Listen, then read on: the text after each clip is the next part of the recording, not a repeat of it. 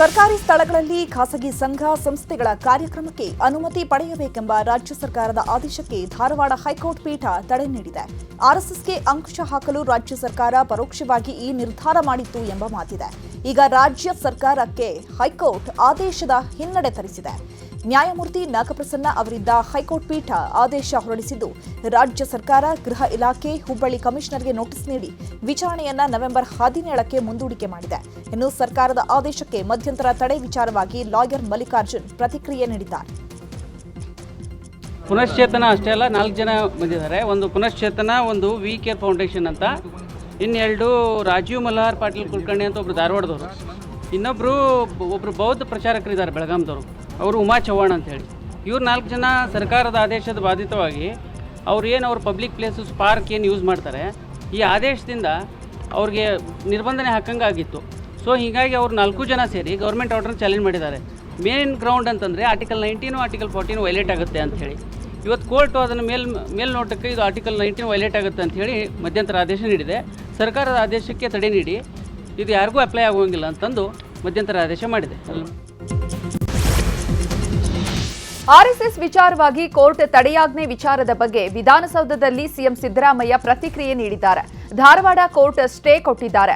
ಆ ತೀರ್ಪಿನ ವಿರುದ್ಧ ಅಪೀಲು ಹಾಕುತ್ತೇವೆ, ಅಪೀಲು ಹಾಕೋಕೆ ಹೇಳಿದ್ದೇನೆ ಅಂತ ಹೇಳಿದ್ದಾರೆ. ಇನ್ನು ಇದೇ ವಿಚಾರದ ಬಗ್ಗೆ ಸಚಿವ ಶಿವರಾಜ ತಂಗಡಗಿ ಕೂಡ ಪ್ರತಿಕ್ರಿಯೆ ನೀಡಿದ್ದಾರೆ. ಅದು ಧಾರವಾಡದಲ್ಲಿ ಸ್ಟೇ ಕೊಟ್ಟಿದ್ದಾರೆ, ಅದು ಅದ್ರ ಮೇಲೆ ಅಪೀಲ್ ಆಗ್ತೇವೆ. ಅದಕ್ಕೆ ಅದರ ವಿರುದ್ಧ ಜಡ್ಜ್ಮೆಂಟ್ ವಿರುದ್ಧ ಆರ್ಡರ್ಸ್ ವಿರುದ್ಧ ಅಪೀಲ್ ಆಗ್ತೀವಿ. ಸ್ಟೇ ಆರ್ಡರ್ಸ್ ಕೊಟ್ಟಿದ್ದಾರಲ್ಲ, ಅದ್ರ ವಿರುದ್ಧ ಅಪೀಲ್ ಆಗ್ತೀವಿ.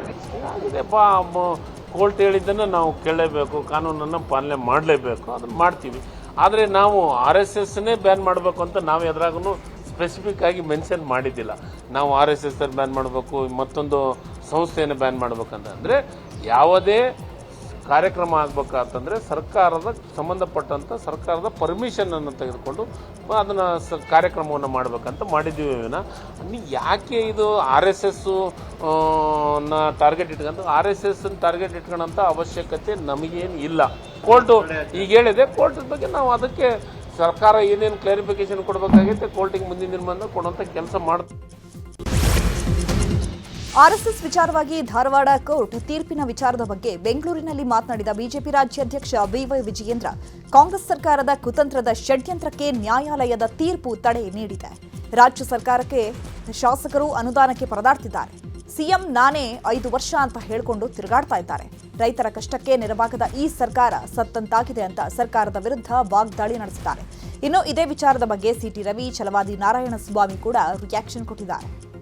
ಕಾಂಗ್ರೆಸ್ ಸರ್ಕಾರದ ಕುತಂತ್ರ ಷಡ್ಯಂತ್ರಕ್ಕೆ ರಾಜ್ಯ ಉಚ್ಚ ನ್ಯಾಯಾಲಯದ ತೀರ್ಪಿಂದ ಸರ್ಕಾರಕ್ಕೆ ಹಿನ್ನಡೆ ಆಗಿದೆ. ಅವರ ಕುತಂತ್ರ ಷಡ್ಯಂತ್ರಕ್ಕೆ ಒಂದು ರೀತಿ ತಡೆ ಕೊಟ್ಟಂತಾಗಿದೆ. ಮತ್ತೊಂದು ಕಡೆ ಸಿದ್ದರಾಮಯ್ಯ ಸರ್ಕಾರ, ಕಾಂಗ್ರೆಸ್ ಸರ್ಕಾರ ರಾಜ್ಯದಲ್ಲಿ ಇವತ್ತು ರೈತರ ಬಗ್ಗೆ ಯಾವುದೇ ಒಂದು ಪರಿಹಾರವನ್ನು ಕೊಡೋದಕ್ಕೆ ಇವ್ರ ಕೈಯಲ್ಲಿ ಆಗ್ತಾ ಇಲ್ಲ. ರೈತರು ಸಂಕಷ್ಟದಲ್ಲಿದ್ದಾರೆ. ಇದು ದುರ್ದೈವದ ಸಂಗತಿ. ಒಂದು ರಾಜ್ಯ ಸರ್ಕಾರಕ್ಕೆ, ಮುಖ್ಯಮಂತ್ರಿಗಳಿಗೆ, ಕಾಂಗ್ರೆಸ್ ಸರ್ಕಾರಕ್ಕೆ ರೈತರು ಸಂಕಷ್ಟದಲ್ಲಿದ್ದಾಗ ರೈತರ ಸಂಕಷ್ಟಕ್ಕೆ ಸ್ಪಂದನೆ ಮಾಡೋದಕ್ಕೆ ಸಾಧ್ಯ ಆಗೋದಿಲ್ಲ ಅನ್ನೋದಾದರೆ, ಈ ಸರ್ಕಾರ ಈ ರಾಜ್ಯದ ರೈತರ ಪರವಾಗಿ ಬದುಕಿದ್ದು ಕೂಡ ಸತ್ತಂತಾಗಿದೆ ಸರ್ಕಾರ. ಬಹುಶಃ ನ್ಯಾಯಾಲಯದ ತೀರ್ಪು ಸಂವಿಧಾನವನ್ನು ಎತ್ತಿ ಹಿಡಿದಿದೆ ಅಂತ ನಾನು ಭಾವಿಸ್ತೇನೆ. ಇದು ಮಧ್ಯಂತರ ತೀರ್ಪು, ಅಂತಿಮ ತೀರ್ಪು ಕೂಡ ಸಂವಿಧಾನಕ್ಕೆ ಅನುಗುಣವಾಗಿಯೇ ಬರುತ್ತೆ ಅಂತಕ್ಕಂಥ ವಿಶ್ವಾಸವೂ ಕೂಡ ಇದೆ. ಹಾಗಾಗಿ ಯಾರು ಪೂರ್ವಾಗ್ರಹದಿಂದ ವಿರೋಧ ಮಾಡ್ತಾ ಇದ್ದಾರೆ ಅವರು ಈ ಹಿನ್ನೆಲೆಯಲ್ಲಿ ಅವಲೋಕಿಸಬೇಕು. ನೀವು ಬನ್ನಿ, ಶಾಖೆಗೆ ಬನ್ನಿ, ಅಲ್ಲಿ ಬಂದು ಅನುಭವಿಸಿ ಇಲ್ಲಿ ಇಂಥ ತಪ್ಪಿದೆ ಅಂತ ಹೇಳಿ. ಆದರೆ ಪೂರ್ವಾಗ್ರಹ ಪೀಡಿತರಾಗಿ ಸುಮ್ಮನೆ ಆರೋಪವನ್ನು, ಅಪವಾದವನ್ನು ಹೊರಿಸಬೇಡಿ. ಕಾಂಗ್ರೆಸ್ ನಾಯಕರ ಅವಿವೇಕತನಕ್ಕೆ ಇವತ್ತು ನ್ಯಾಯಪೀಠ ಕಪಾಳವನ್ನು ಮೋಕ್ಷ ಮಾಡೋದರ ಮೂಲಕ ಉತ್ತರ ಕೊಟ್ಟಿದೆ. ನಾವು ಮೊದಲೇ ಹೇಳಿದ್ವಿ, ಇದು ನ್ಯಾಯಾಲಯದಲ್ಲಿ ನಿಲ್ಲುವಂಥದ್ದಲ್ಲ, ನಿಮ್ಮದು ದುಂಡಾವರ್ತಿ ಇದೆ, ಹಗೆತನದ ರಾಜಕಾರಣವನ್ನು ಮಾಡಲಿಕ್ಕೆ ನೀವು ಹೊರಟಿದ್ದೀರಿ, ಇದರಿಂದ ನೀವು ಸಕ್ಸಸ್ ಆಗೋದಿಲ್ಲ ಅನ್ನೋ ಮಾತನ್ನು ನಾವು ಅವತ್ತೇ ಹೇಳಿದ್ವಿ. ಇವತ್ತು ಕೋರ್ಟಿನ ಆದೇಶ ಅದೇ ಬಂದಿದೆ. ಕಾಂಗ್ರೆಸ್ ಕಲಬುರಗಿಯ ಚಿತ್ತಾಪುರದಲ್ಲಿ ಆರ್ಎಸ್ಎಸ್ ಪಥಸಂಚಲನ ಜಟಾಪಟಿ ಹೆಚ್ಚಾಗಿದೆ. ಈ ಹಿನ್ನೆಲೆಯಿಂದ ಡಿಸಿ ಕಚೇರಿಯಲ್ಲಿ ಮಹತ್ವದ ಶಾಂತಿ ಸಭೆ ನಡೆಸಲಾಯಿತು. ಸಭೆಯಲ್ಲಿ 10 ಸಂಘಟನೆಗಳ ಮುಖಂಡರ ಜೊತೆ ಡಿಸಿ ಸಭೆ ನಡೆಸಿದ್ರು. ಒಂದು ಸಂಘಟನೆಯಿಂದ 3 ಭಾಗಿಯಾಗಿದ್ದು ಡಿಸಿ ಕಚೇರಿಯಲ್ಲಿ ನಡೆದಂತಹ ಸಭೆ ಮುಕ್ತಾಯವಾಗಿದೆ. ಇನ್ನು ಸಭೆಯಲ್ಲಿ ಬಿಜೆಪಿ ಮುಖಂಡ ಲಾಠಿ ಹಿಡಿದು ಪಥಸಂಚಲನವನ್ನ ಮಾಡ್ತೇವೆ ಎಂದು ಮನವಿ ಮಾಡಿದ್ದಾರೆ. ಈ ವೇಳೆ ಅಂಬಾರಿಯ ಅಷ್ಟಾಗಿ ಹೇಳಿಕೆಗೆ ದಲಿತ ಸಂಘಟನೆ ವಿರೋಧ ವ್ಯಕ್ತಪಡಿಸಿದೆ. ಇನ್ನು ಶಾಂತಿ ಸಭೆ ಆರಂಭಕ್ಕೂ ಮುನ್ನ ಡಿಸಿ ಕಚೇರಿ ಬಳಿ ಜೈ ಭೀಮ್ ಸೇನೆ ಒಳಗಡೆ ಬಿಡುವ ವಿಚಾರಕ್ಕೆ ವಾಗ್ವಾದವನ್ನು ನಡೆಸಿದ ಘಟನೆಯೂ ಕೂಡ ನಡೆದಿದೆ. ಇದೇ ಸಭೆಯಲ್ಲಿ ಬಿಜೆಪಿ ಮುಖಂಡರು ಹಾಗೂ ದಲಿತ ಸಂಘಟನೆ ಮುಖಂಡರ ನಡುವೆ ವಾಗ್ವಾದ ನಡೆದಿದೆ. ಸಿಎಂ ಸ್ಥಾನದಲ್ಲಿ ಮುಂದುವರಿಯುವ ಬಗ್ಗೆ ಸಿಎಂ ಸಿದ್ದರಾಮಯ್ಯ ಸುಳಿವು ಕೊಟ್ಟಿದ್ದಾರೆ. ನ್ಯೂಸ್ 18 ರೈಸಿಂಗ್ ಕರ್ನಾಟಕ ಕಾರ್ಯಕ್ರಮದಲ್ಲಿ ಈ ಕುರಿತು ಮುಕ್ತವಾಗಿ ಮಾತನಾಡಿದ್ದಾರೆ. ಜನರ ಆಶೀರ್ವಾದ ಇರುವವರೆಗೂ ಅಧಿಕಾರದಲ್ಲಿ ಇರ್ತೇನೆ. ಮುಖ್ಯಮಂತ್ರಿ ಬದಲಾವಣೆ ಹೈಕಮಾಂಡ್ ತೀರ್ಮಾನಕ್ಕೆ ತಲೆ ಬಾಗ್ತೇನೆ ಎಂದಿದ್ದಾರೆ. ಅಲ್ಲದೆ ದೇವರಾಜ ಅರಸು ಅವರ ದಾಖಲೆಯನ್ನ ಮುರಿತೀರಾ ಎಂಬ ಪ್ರಶ್ನೆಗೆ ಉತ್ತರಿಸಿದ ಸಿಎಂ, ದಾಖಲೆ ಮುಖ್ಯವಲ್ಲ, ಜನರ ಕಷ್ಟಗಳಿಗೆ ಸ್ಪಂದಿಸೋದು ಮುಖ್ಯ ಅಂತ ಹೇಳಿದರು. ದೇವರಾಜ ಅರಸು ಅವರ ಸುದೀರ್ಘ ಕಾಲದವರೆಗೆ ಕರ್ನಾಟಕದ ಮುಖ್ಯಮಂತ್ರಿಯಾಗಿ ಆಳ್ವಿಕೆಯನ್ನು ನಡೆಸಿದಂಥವರು ದೇವರಾಜ ಅರಸು ಅವರು. ತಾವು ಈಗ ಆ ದಾಖಲೆಯನ್ನ ಮುರಿಯುವ ಹೊಸ್ತಿಲಲ್ಲಿದ್ದೀರಿ. ದೇವರಾಜ ಅರಸು ಅವರ ದಾಖಲೆ ಸುದೀರ್ಘ ಅವಧಿಗೆ ಮುಖ್ಯಮಂತ್ರಿಯಾಗಿ ಆಳ್ವಿಕೆಯನ್ನು ನಡೆಸಿರುವಂಥವರು. ತಮ್ಮಲ್ಲಿ ಈ ಸುದೀರ್ಘ ಆಡಳಿತದ ಅವಧಿ ಎಷ್ಟು ತೃಪ್ತಿ ತಂದಿದೆ ಮತ್ತು ಈ ದಾಖಲೆಯನ್ನು ಮುರಿದು ಕೂಡ ತಾವು ಕರ್ನಾಟಕದಲ್ಲಿ ಅತಿ ಹೆಚ್ಚಿನ ಅವಧಿಯವರೆಗೂ ಕೂಡ ಮುಖ್ಯಮಂತ್ರಿಯಾಗಿ ಆಡಳಿತ ನಿರ್ವಹಿಸಿದವರು ಅನ್ನುವಂತಹ ದಾಖಲೆಯ ಬಗ್ಗೆ ತಾವೇನು ಹೇಳ್ತೀರಿ? ನನಗೆ ದಾಖಲೆ ಬಗ್ಗೆ ನಂಬಿಕೆ ಇಲ್ಲ. ಎಷ್ಟು ವರ್ಷ ಅಧಿಕಾರದಲ್ಲಿ ಇರ್ತೀವಿ ಅಷ್ಟು ವರ್ಷ ಸಮಾಜಮುಖಿಯಾಗಿ ಕೆಲಸ ಮಾಡಬೇಕು. ಎಷ್ಟು ವರ್ಷ ಅಧಿಕಾರದಲ್ಲಿದ್ದೋ ದಾಖಲೆ ಮುರಿಬೇಕು, ದೇವರಾಜ ಅರಸರವರ ದಾಖಲೆ ಮುರಿಬೇಕು ಅಂತಕ್ಕಂಥದ್ದು ನನಗೆ ಅದು ಮನಸ್ಸಿನಲ್ಲಿ ಇಲ್ಲ. ಆದರೆ ನಾವು ಎಷ್ಟು ವರ್ಷ ಅಧಿಕಾರದಲ್ಲಿ ಇರ್ತೀವಿ ಅಷ್ಟು ದಿನ ಜನಪರವಾಗಿರಬೇಕು, ಸಮಾಜಮುಖಿಯಾಗಿರ್ಬೇಕು ಅಷ್ಟೇ. ಕರ್ನಾಟಕದ ಮುಖ್ಯಮಂತ್ರಿಯಾಗಿ 10 ವರ್ಷ ಇರ್ತೀರಿ.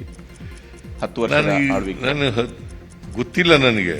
ಈಗ ಹೈಕಮಾಂಡ್ನವರು ಅಂತಿಮವಾಗಿ ತೀರ್ಮಾನ ಮಾಡೋರು ಯಾರು? ಈಗ ನನಗೆ ಜನ ಆಶೀರ್ವಾದ ಮಾಡಿದ್ದಾರೆ 5 ವರ್ಷ ಇರಿ ಅಂತ. ನಾನು ಹೈಕಮಾಂಡ್ನವರು ಒಂದು ವೇಳೆ ತೀರ್ಮಾನ ತಗೊಂಡ್ರೆ, ಬೇರೆ ತೀರ್ಮಾನ ತಗೊಂಡ್ರೆ ಅದು ಮಾಡಬೇಕಾಗ್ತದೆ. ಅದಕ್ಕೆ ಓಪನ್ ಆಗಿದೆ, ಮುಕ್ತವಾಗಿ ಯಾರೇ ಕಾಂಗ್ರೆಸ್ನವರಾದರೂ ಕೂಡ ಹೈಕಮಾಂಡ್ನವ್ರ ತೀರ್ಮಾನ ಅಂತಿಮ. ಕಾಂಗ್ರೆಸ್ ಪಕ್ಷದಲ್ಲಿ ಹೈಕಮಾಂಡ್ನವರು ಏನ್ ತೀರ್ಮಾನ ತಗೊಳ್ತಾರೆ ಅದೇ ಅಂತಿಮ. ಇನ್ನು ನವೆಂಬರ್ನಲ್ಲಿ ಸಂಪುಟ ಪುನರಚನೆ ಬಗ್ಗೆಯೂ ಕೂಡ ನ್ಯೂಸ್ 18 ರೈಸಿಂಗ್ ಕರ್ನಾಟಕ ಕಾರ್ಯಕ್ರಮದಲ್ಲಿ ಸಿಎಂ ಮಾತನಾಡಿದ್ದಾರೆ. ಹೈಕಮಾಂಡ್ ಒಪ್ಪಿಗೆ ಕೊಟ್ಟರೆ ಸಚಿವ ಸಂಪುಟ ಪುನರ್ರಚನೆ ಮಾಡ್ತೇವೆ. 3-4 ತಿಂಗಳ ಹಿಂದೆ ಸಂಪುಟ ಪುನರ್ರಚನೆ ಸೂಚನೆ ಬಂದಿತ್ತು. ಹೊಸಬರಿಗೆ ಅವಕಾಶವನ್ನ ನೀಡಿ ಅಂತ ಹೈಕಮಾಂಡ್ ಹೇಳಿತ್ತು. ಆದರೆ ಸರ್ಕಾರಕ್ಕೆ 2.5 ವರ್ಷ ಆಗ್ಲಿ ಅಂತ ಸುಮ್ಮನಿದ್ದೆ ಅಂತ ಹೇಳಿದ್ದಾರೆ.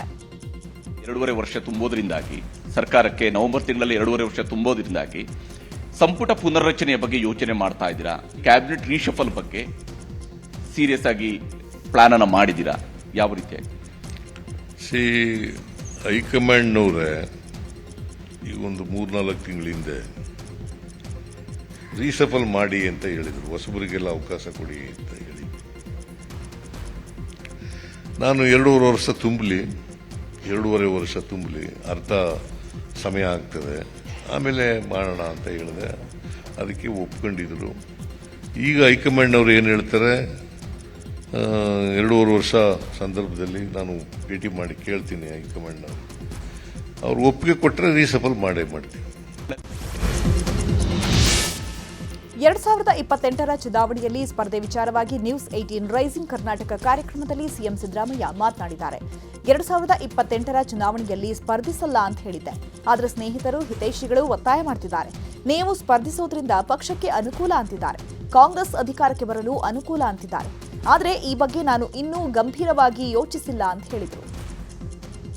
2028ರ ಚುನಾವಣೆಯಲ್ಲಿ ಹಾಗಾದ್ರೆ ತಾವು ಸ್ಪರ್ಧಿಸುವುದಿಲ್ಲ ಅನ್ನೋದು ಆ ತೀರ್ಮಾನ ಇವಾಗಲೂ ಕೂಡ ಇದೆಯಾ, ಅಥವಾ ಮತ್ತೆ ಪರಿಶೀಲನೆಯನ್ನ ಮಾಡುವಂತ ಸ್ಥಿತಿ ಬಂತು ಅಂದ್ರೆ ಪರಿಶೀಲನೆ ಮಾಡ್ತೀರಾ? ಈಗ ನಾನು 2028ಕ್ಕೆ ಚುನಾವಣೆಗೆ ಸ್ಪರ್ಧೆ ಮಾಡಲ್ಲ ಅಂತ ಹೇಳಿದ್ದೆ. ಬಟ್ ಎಲ್ಲ ನಮ್ಮ ಸ್ನೇಹಿತರು, ಹಿತೈಷಿಗಳು ಎಲ್ಲರೂ ಕೂಡ ನೀವು 2028 ಚುನಾವಣೆಗೆ ನಿಲ್ಲೇಬೇಕು ಅಂತೇಳಿ ಒತ್ತಾಯ ಮಾಡ್ತಾ ಇದ್ದಾರೆ. ಕಾರಣ ಯಾಕಪ್ಪ ಅಂತಂದರೆ, ನೀವು ನಿಲ್ಲೋದ್ರಿಂದ ಪಕ್ಷಕ್ಕೆ ಅನುಕೂಲ ಆಗ್ತದೆ, ಮುಂದೆ ಅಧಿಕಾರಕ್ಕೆ ಬರಲಿಕ್ಕೆ ಅನುಕೂಲ ಆಗ್ತದೆ ಅಂತ ಮಾತುಗಳನ್ನು ಹೇಳ್ತಾ ಇದ್ದಾರೆ. ನಾನು ಇನ್ನೂ ಕೂಡ ಅದ್ರ ಬಗ್ಗೆ ಗಂಭೀರವಾಗಿ ತೀರ್ಮಾನ ಮಾಡಿಲ್ಲ.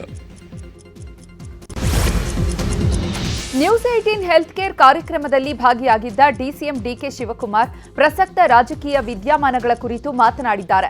ಪೊಲಿಟಿಕಲ್ ಆರೋಗ್ಯದ ಬಗ್ಗೆ ಟಿವಿಯಲ್ಲಿ ಮಾತನಾಡಲ್ಲ, ಇದನ್ನ ಮುಖ್ಯಮಂತ್ರಿ ಮತ್ತು ಹೈಕಮಾಂಡ್ಗೆ ಬಿಟ್ಟಿದ್ದೇನೆ.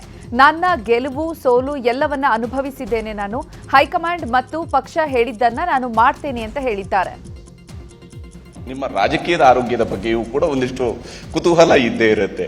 ಸಾಮಾನ್ಯವಾಗಿ ರಾಜಕಾರಣದಲ್ಲಿ ಅದು ಉಪಮುಖ್ಯಮಂತ್ರಿಗಳಾದಾಗ ಆ ಉಪ ಯಾವಾಗ ಹೋಗುತ್ತೆ ಅನ್ನುವಂತ ಪ್ರಶ್ನೆ ಸಾಮಾನ್ಯ ಜನರಲ್ಲಿ ಇದ್ದೇ ಇರುತ್ತೆ. ಇದಕ್ಕೆ ನೇರವಾದಂತ ಉತ್ತರ, ಯಾಕಂದ್ರೆ ನವೆಂಬರ್ ತಿಂಗಳು ಬರ್ತಾ ಇದೆ. ನವೆಂಬರ್ ತಿಂಗಳಲ್ಲಿ ನಾನು ನನ್ನ ಪೊಲಿಟಿಕಲ್ ಆರೋಗ್ಯನ ಪಬ್ಲಿಕಲ್ಲಿ ಟಿವಿಲಿ ಮಾತಾಡೋದಲ್ಲ. It is between me, my CM and my party high command. ಇಷ್ಟು ಬಿಟ್ಟರೆ ನಾನು I will not be with that. But I always live on hope. ಭಾಷಾಭಾವನೆಯಿಂದ, ಭಾಳ ಸಂತೋಷದಿಂದ ಗೆಲುವು ಸೋಲುನೆಲ್ಲ ಕೂಡ ಸ್ವೀಕಾರ ಮಾಡಿಕೊಂಡು ಮೊದಲಿಂದನೂ ಬಂದಿರೋನು. ಆದ್ದರಿಂದ ಇದೆಲ್ಲ ನಿಮ್ಮ ಮುಂದೆ ಚರ್ಚೆ ಮಾಡೋಂಥ ವಿಚಾರ ಅಲ್ಲ. ಈಗ ಸದ್ಯಕ್ಕೆ ನಾನು ಡೆಪ್ಟಿ CM ಆಗೇ ಬಂದಿದ್ದೀನಿ. ನನ್ನ ಡ್ಯೂಟಿನ ನಾನು ಮಾಡ್ತೀನಿ. What ever my party tells will go by that. I don't mind on this issue. ಇವತ್ತು ವಿಧಾನಸೌಧದ ಬ್ಯಾಂಕ್ವೆಟ್ ಹಾಲ್ನಲ್ಲಿ ನಡೆದ ಪೊಲೀಸ್ ಕಾರ್ಯಕ್ರಮದಲ್ಲಿ ಗೃಹ ಸಚಿವ ಪರಮೇಶ್ವರ್ ನ್ಯೂಸ್ 18 ರೈಸಿಂಗ್ ಕರ್ನಾಟಕದ ಬಗ್ಗೆ ಪ್ರಸ್ತಾಪ ಮಾಡಿದ್ದಾರೆ. ಪೊಲೀಸರಿಗೆ ಹೊಸ ಕ್ಯಾಪ್ ನೀಡಿ ಮಾತನಾಡಿದ ಅವರು, ನಿನ್ನೆ ನ್ಯೂಸ್ 18 ಕಾರ್ಯಕ್ರಮಕ್ಕೆ ಹೋಗಿದ್ದೆ. ಅಲ್ಲಿ ಸುರಕ್ಷಿತ ಕರ್ನಾಟಕ ಟೈಟಲ್ ನಡಿ ಸಂವಾದ ನಡೆಸಿದ್ರು. ಕರ್ನಾಟಕ ಬಹಳ ಶಾಂತಿಯುತವಾಗಿದೆ. ನಮ್ಮ ಸರ್ಕಾರ ಬಂದ ನಂತರ ಯಾವುದೇ ರೀತಿಯ ಕೋಮು ಗಲಭೆಗಳು ನಡೆದಿಲ್ಲ ಅಂತ ಹೇಳಿದರು. ನಿನ್ನೆ ದಿವಸ ಒಂದು ಮಾಧ್ಯಮದ ಇಂಟರ್ವ್ಯೂಗೆ ನಾನು ಹೋಗಿದ್ದೆ, ಮುಖ್ಯಮಂತ್ರಿಗಳು ಕೂಡ ಹೋಗಿದ್ದರು. ಸುರಕ್ಷಿತ ಕರ್ನಾಟಕ ಅನ್ನುವಂಥ ಟೈಟಲ್ ಅನ್ನು ಕೊಟ್ಟಿದ್ರು ಅವರು. ಕರ್ನಾಟಕ ಇವತ್ತು ಬಹಳ ಹೆಮ್ಮೆಯಿಂದ ಹೇಳಬೇಕಾಗ್ತದೆ, ಇಡೀ ದೇಶದಲ್ಲಿ ಯಾವುದೇ ರಾಜ್ಯದಲ್ಲಿ ಅಹಿತಕರವಾದ ಘಟನೆಗಳನ್ನು ಗಮನಿಸಿದರೆ, ಕಾನೂನು ಸುವ್ಯವಸ್ಥೆಯನ್ನು ಗಮನಿಸಿದರೆ, ಕರ್ನಾಟಕದಲ್ಲಿ ಬಹಳ ಹೆಚ್ಚಿನ ಅಂಶ ಶಾಂತಿಯಿಂದ ಕರ್ನಾಟಕ ಇದೆ ಅಂತ ಹೇಳಿ ನಾನು ಹೇಳೋದಕ್ಕೆ ಬಯಸ್ತೇನೆ. ಸಿಎಲ್ಪಿ ಸಭೆಯಲ್ಲಿ 5 ವರ್ಷಕ್ಕೆ ಅಂತ ಸಿಎಂ ಆಯ್ಕೆ ಮಾಡಿದ್ದೇವೆ, 2.5 ವರ್ಷಕ್ಕೆ ಅಂತ ಆಯ್ಕೆ ಮಾಡಿಲ್ಲ ಅಂತ ಗೃಹ ಸಚಿವ ಪರಮೇಶ್ವರ್ ಹೇಳಿದ್ದಾರೆ. ಈ ಕುರಿತು ಬೆಂಗಳೂರಿನಲ್ಲಿ ಮಾತನಾಡಿದ ಅವರು, ಮುಖ್ಯಮಂತ್ರಿಗಳೇ ಹೈಕಮಾಂಡ್ ಒಪ್ಪಿದ್ರೆ 5 ವರ್ಷ ಪೂರೈಸುತ್ತೇನೆ ಅಂತ ಹೇಳಿದ್ದಾರೆ. ಹೈಕಮಾಂಡ್ ಯಾವುದೇ ತೀರ್ಮಾನವನ್ನ ತೆಗೆದುಕೊಂಡ್ರೂ ನಾವು ಅದಕ್ಕೆ ಬದ್ಧವಾಗಿದ್ದೇವೆ ಎಂದಿದ್ದಾರೆ. ಇದೇ ವಿಚಾರದ ಬಗ್ಗೆ ಸಚಿವ ಮುನಿಯಪ್ಪ, ಮಹದೇವಪ್ಪ, ಚಲುವರಾಯಸ್ವಾಮಿ, ಶಾಸಕ ಅನಿಲ್ ಚಿಕ್ಕಮಾದು ಕೂಡ ಪ್ರತಿಕ್ರಿಯಿಸಿದ್ದಾರೆ. 2028ಕ್ಕೆ ಸಿಎಂ ಸಿದ್ದರಾಮಯ್ಯ ಚುನಾವಣೆ ಸ್ಪರ್ಧೆ ವಿಚಾರದ ಬಗ್ಗೆ ಮಂಡ್ಯದಲ್ಲಿ ಮಾತನಾಡಿದ ಸಚಿವ ಚಲುವರಾಯಸ್ವಾಮಿ, ಸಿದ್ದರಾಮಯ್ಯ ಅವರು ಒಂದಲ್ಲ ಇನ್ನೂ 2 ಚುನಾವಣೆ ನಿಲ್ಲಲಿ ಅಂತ ನಾನು ಬಯಸ್ತೇನೆ. ಪಕ್ಷ ಕೂಡ ಸಿದ್ದರಾಮಯ್ಯ ಅವರಿಗೆ ಪೂರಕವಾಗಿದೆ. ಸಿದ್ದರಾಮಯ್ಯ ಡಿಕೆಶಿ ನೇತೃತ್ವದಲ್ಲಿ 2028ರ ಚುನಾವಣೆ ನಡೆಯುತ್ತೆ ಅಂತ ಹೇಳಿದ್ದಾರೆ. ಇನ್ನು ಇದೇ ವಿಚಾರವಾಗಿ ಸಚಿವ ಸಂತೋಷ್ ಲಾಡ್, ಸತೀಶ್ ಜಾರಕಿಹೊಳಿ, ಶಾಸಕ ಇಕ್ಬಾಲ್ ಹುಸೇನ್ ಕೂಡ ರಿಯಾಕ್ಷನ್ ಕೊಟ್ಟರು. ರಾಜ್ಯಕ್ಕೆ ಸಿಎಂ ಸಿದ್ದರಾಮಯ್ಯ ಸಿಎಂ ಆಗಿರುವುದು ಅನಿವಾರ್ಯ ಎಂಬುದು ಬಹುತೇಕ ಕಾಂಗ್ರೆಸ್ ಪಕ್ಷದ ಶಾಸಕರ ಅಭಿಪ್ರಾಯವಾಗಿದೆ ಅಂತ ಮೈಸೂರಿನಲ್ಲಿ ಎಂಎಲ್ಸಿ ಯತೀಂದ್ರ ಸಿದ್ದರಾಮಯ್ಯ ಹೇಳಿದ್ದಾರೆ. ಇನ್ನು ಯತೀಂದ್ರ ಹೇಳಿಕೆಗೆ ಸಚಿವ ಮಹದೇವಪ್ಪ ಕೌಂಟರ್ ಕೊಟ್ಟಿದ್ದಾರೆ. ಯಾರಿಗೂ ಕೂಡ ಅನಿವಾರ್ಯ ಅಲ್ಲ ಅಂದಿದ್ದಾರೆ. ಸಿಎಂ ಸಿದ್ದರಾಮಯ್ಯ ಅಧಿಕಾರ ಬಿಟ್ಟುಕೊಡುವ ವ್ಯಕ್ತಿಯಲ್ಲ ಅಂತ ಮಾಜಿ ಸಿಎಂ ಜಗದೀಶ್ ಶೆಟ್ಟರ್ ಹೇಳಿದ್ದಾರೆ. ಚಾಮರಾಜನಗರದಲ್ಲಿ ಪ್ರತಿಕ್ರಿಯೆ ನೀಡಿದ ಅವರು, ಸಿದ್ದರಾಮಯ್ಯ ತಾವೇ ಸಿಎಂ ಆಗಬೇಕು ಅಂತ ಬಂಡಾಯ ಹೇಳ್ತಾರೆ ಅಥವಾ ಸತೀಶ್ ಜಾರಕಿಹೊಳಿ ಹೆಸರು ಮುನ್ನೆಲೆಗೆ ತರ್ತಾರೆ. ಅವರ ಉದ್ದೇಶ ಡಿಕೆಶಿ ಸಿಎಂ ಆಗಬಾರದು ಅನ್ನೋದಷ್ಟೇ ಅಂತ ಸಿಎಂ ಸಿದ್ದರಾಮಯ್ಯ ವಿರುದ್ಧ ಕಿಡಿಕಾರಿದ್ರು. ಸಿದ್ದರಾಮಯ್ಯ ಹಿಂದೆ ಜೆಡಿಎಸ್ಗೆ ಕೈಕೊಟ್ಟು ಹೊರಬಂದವರು, ಅಂಥವರಿಗೆ ಕಾಂಗ್ರೆಸ್ ಸಿಎಂ ಮಾಡಿದೆ, ಆದರೆ ಕಾಂಗ್ರೆಸ್ಗೆ ಯಾವಾಗ ಕೈಕೊಡ್ತಾರೆ ಗೊತ್ತಿಲ್ಲ ಅಂತ ಹೇಳಿದ್ದಾರೆ. ಇನ್ನು ಇದೇ ವಿಚಾರವಾಗಿ ಛಲವಾದಿ ನಾರಾಯಣಸ್ವಾಮಿ ಕೂಡ ರಿಯಾಕ್ಷನ್ ಕೊಟ್ಟರು. ಚುನಾವಣಾ ಆಯೋಗದ ಕಮಿಷನರ್ ರಾಜಕೀಯ ಪುಡಾರಿ ತರ ಮಾತನಾಡ್ತಾರೆ ಅಂತ ಮೈಸೂರಿನಲ್ಲಿ ಯತೀಂದ್ರ ಸಿದ್ದರಾಮಯ್ಯ ಹೇಳಿಕೆ ನೀಡಿದ್ದಾರೆ. ಈ ಕುರಿತು ಮಾತನಾಡಿದ ಅವರು, ಬಿಜೆಪಿ ವೋಟ್ ಚೋರಿ ಮಾಡಿ ಕೇಂದ್ರದಲ್ಲಿ ಅಧಿಕಾರಕ್ಕೆ ಬಂದಿದೆ. ಕಳೆದ ಬಾರಿ 400 ಸ್ಥಾನ ಗೆಲ್ತೇವೆ ಅಂದಿದ್ರು, ಆದ್ರೆ ಗೆದ್ದಿದ್ದು ಮಾತ್ರ 240 ಕ್ಷೇತ್ರ ಅಷ್ಟೇ. ವೋಟ್ ಚೋರಿ ಆಗಿರ್ಲಿಲ್ಲ ಅಂದಿದ್ರೆ ನಮ್ಮ ಇಂಡಿಯಾ ಒಕ್ಕೂಟ ಅಧಿಕಾರಕ್ಕೆ ಬರ್ತಾ ಇತ್ತು. ಹಿಂದೆ ಚುನಾವಣಾ ಆಯೋಗ ತನ್ನ ಕೆಲಸವನ್ನ ನಿಷ್ಠೆಯಿಂದ ಮಾಡ್ತಾ ಇತ್ತು, ಆದ್ರೆ ಈಗ ರಾಜಕೀಯ ಪುಡಾರಿ ತರ ವರ್ತನೆ ಮಾಡ್ತಾ ಇದೆ ಅಂತ ಕಿಡಿಕಾರಿದ್ದಾರೆ. ಡಿಸಿಎಂ ಡಿಕೆ ಶಿವಕುಮಾರ್ ನಿವಾಸಕ್ಕೆ ಬಿಜೆಪಿ ಸಂಸದ ತೇಜಸ್ವಿ ಸೂರ್ಯ ಭೇಟಿ ನೀಡಿದರು. ಈ ವೇಳೆ ಟನಲ್ ಸೇರಿದಂತೆ ಬೆಂಗಳೂರಿನ ಅಭಿವೃದ್ಧಿ ಕುರಿತು ಚರ್ಚೆ ನಡೆಸಿದ್ದಾರೆ. ಇನ್ನು ಬೆಂಗಳೂರಿನಲ್ಲಿ ಸುರಂಗ ಮಾರ್ಗದ ಟೆಂಡರ್ ರದ್ದತಿ ಕೋರಿ ಇವತ್ತು ಹೈಕೋರ್ಟ್ನಲ್ಲಿ ಪಿಐಎಲ್ ಅರ್ಜಿ ವಿಚಾರಣೆ ನಡೆಯಿತು. ವಿಚಾರಣೆ ವೇಳೆ ಲಾಲ್ಬಾಗ್ನಲ್ಲಿ ಯಾವುದೇ ಮರಗಳನ್ನು ಕಡಿಯುವುದಿಲ್ಲ ಅಂತ ಹೈಕೋರ್ಟ್ಗೆ ಅಡ್ವೊಕೇಟ್ ಜನರಲ್ ಶಶಿಕಿರಣ್ ಶೆಟ್ಟಿ ಹೇಳಿದರು. ಸದ್ಯ ರಾಜ್ಯ ಸರ್ಕಾರದ ಹೇಳಿಕೆಯನ್ನ ಹೈಕೋರ್ಟ್ ದಾಖಲಿಸಿಕೊಂಡಿದ್ದು, ಮುಂದಿನ ವಿಚಾರಣೆವರೆಗೂ ಬೇರೆ ಮಧ್ಯಂತರ ಆದೇಶದ ಅಗತ್ಯವಿಲ್ಲ ಅಂತ ಹೇಳಿ ವಿಚಾರಣೆಯನ್ನ ಡಿಸೆಂಬರ್ 9ಕ್ಕೆ ಮುಂದೂಡಿಕೆ ಮಾಡಿದೆ. ಅಂದೇ ಟೆಂಡರ್ ಪ್ರಕ್ರಿಯೆ ಬಗ್ಗೆಯೂ ವಿಚಾರಣೆ ನಡೆಯಲಿದೆ. ಪಾಗಲ್ ಪ್ರೇಮಿಯ ಹುಚ್ಚಾಟದಿಂದಾಗಿ ಅಪ್ರಾಪ್ತ ಬಾಲಕಿ ಸಾವನ್ನಪ್ಪಿರುವ ಘಟನೆ ಬೆಂಗಳೂರಿನ ಬನ್ನೇರುಘಟ್ಟದಲ್ಲಿ ನಡೆದಿದೆ. ಲವ್ ಹೆಸರಿನಲ್ಲಿ ಅಪ್ರಾಪ್ತ ಬಾಲಕಿ ಹಿಂದೆ ಬಿದ್ದಿದ್ದ ಯುವಕ ಬಲವಂತವಾಗಿ ಬೈಕ್ನಲ್ಲಿ ಅಪ್ರಾಪ್ತಿಯನ್ನ ಕರೆದೊಯ್ಯುವಾಗ ಬೈಕ್ನಿಂದ ಬಾಲಕಿ ಬಿದ್ದು ಸಾವನ್ನಪ್ಪಿದ್ದಾಳೆ. ಸದ್ಯ ಈ ಘಟನೆಗೆ ಸಂಬಂಧಪಟ್ಟಂತೆ ಬನ್ನೇರುಘಟ್ಟ ಪೊಲೀಸರು ಅಜಯ್, ಇರ್ಫಾನ್ ಮತ್ತು ಮುಬಾರಕ್ ಎಂಬುವರನ್ನ ಬಂಧಿಸಿದ್ದಾರೆ. ಸರ್ಕಾರಿ ಶಾಲೆಯಲ್ಲಿ 9ನೇ ತರಗತಿ ಓದ್ತಾ ಇದ್ದ ಬಾಲಕಿ ಹಿಂದೆ ಅಜಯ್ ಎಂಬಾತ ಪ್ರೀತಿ ಮಾಡುವಂತ ಹಿಂಸೆ ಮಾಡ್ತಾ ಇದ್ದ ಬಾಲಕಿಯ ಹಿಂದೆ ಬಿದ್ದಿದ್ದ.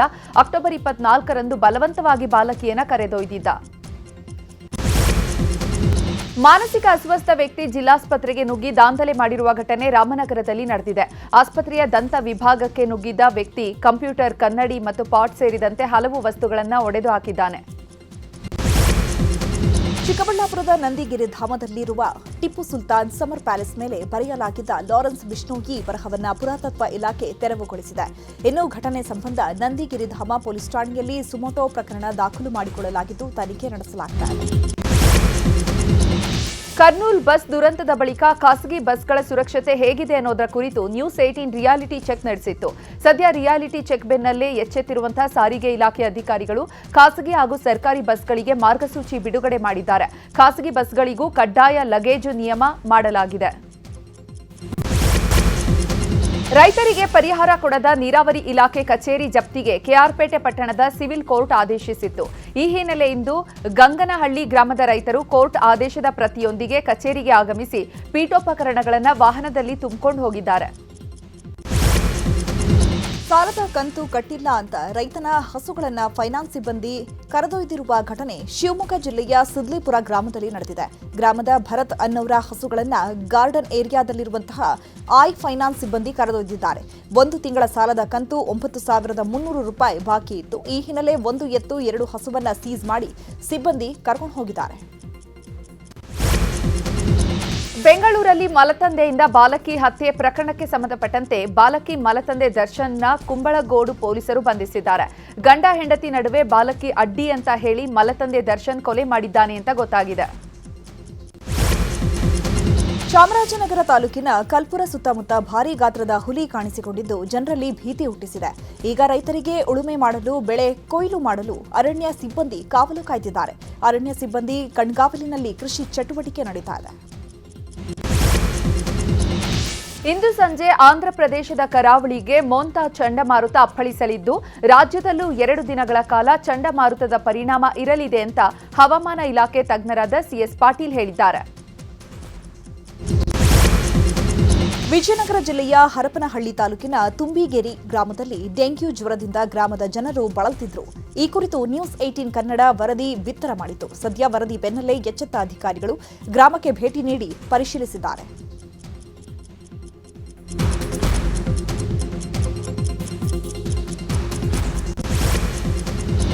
ಶಿವಮೊಗ್ಗದ ಕೆಎಸ್ಸಿಎ ಮೈದಾನದಲ್ಲಿ ನಡೆದ ಕರ್ನಾಟಕ ವರ್ಸಸ್ ಗೋವಾ ರಣಜಿ ಪಂದ್ಯ ಡ್ರಾನಲ್ಲಿ ಅಂತ್ಯವಾಗಿದೆ. ಟಾಸ್ ಸೋತು ಮೊದಲು ಬ್ಯಾಟ್ ಮಾಡಿದ ಕರ್ನಾಟಕ 371 ರನ್ಗೆ ಆಲ್ಔಟ್ ಆಗಿತ್ತು. ಬಳಿಕ ಬ್ಯಾಟಿಂಗ್ ಮಾಡಿದ ಗೋವಾ 217 ರನ್ಗೆ ಸರ್ವ ಪತನಗೊಂಡಿತ್ತು. ಈ ಹಿನ್ನೆಲೆ ಪಂದ್ಯ ಡ್ರಾನಲ್ಲಿ ಅಂತ್ಯವಾಗಿದೆ. ತ್ರಿಭಾಷಾ ನೀತಿ ಸಾಕು, ದ್ವಿಭಾಷಾ ನೀತಿ ಬೇಕು ಎನ್ನುವ ವಿಚಾರದ ಕುರಿತು ಇವತ್ತು ವಿಚಾರಣಾ ಸಂಕಿರಣ ಕಾರ್ಯಕ್ರಮ ಬೆಂಗಳೂರಿನಲ್ಲಿ ನಡೆಯಿತು. ನಗರದ ಕುಮಾರಕೃಪಾ ರಸ್ತೆಯಲ್ಲಿರುವ ಗಾಂಧಿ ಭವನದಲ್ಲಿ ಬನವಾಸಿ ಬಳಗದ ವತಿಯಿಂದ ಕಾರ್ಯಕ್ರಮ ನಡೆಸಲಾಗಿದ್ದು, ಕಾರ್ಯಕ್ರಮದಲ್ಲಿ ಪ್ರಸ್ತುತ ಇರುವ ತ್ರಿಭಾಷಾ ನೀತಿಯನ್ನು ಕೈಬಿಟ್ಟು ದ್ವಿಭಾಷಾ ನೀತಿಯನ್ನು ಅಳವಡಿಸಿಕೊಳ್ಳಬೇಕು ಎಂಬ ಹಲವು ನಿರ್ಣಯಗಳ ಕುರಿತು ಚರ್ಚೆ ನಡೆಸಲಾಯಿತು. ಬಳಿಕ ಸಿಎಂ ಸಿದ್ದರಾಮಯ್ಯಗೆ ಈ ನಿರ್ಣಯಗಳ ಕುರಿತು ಮನವಿ ಸಲ್ಲಿಸಲಾಯಿತು.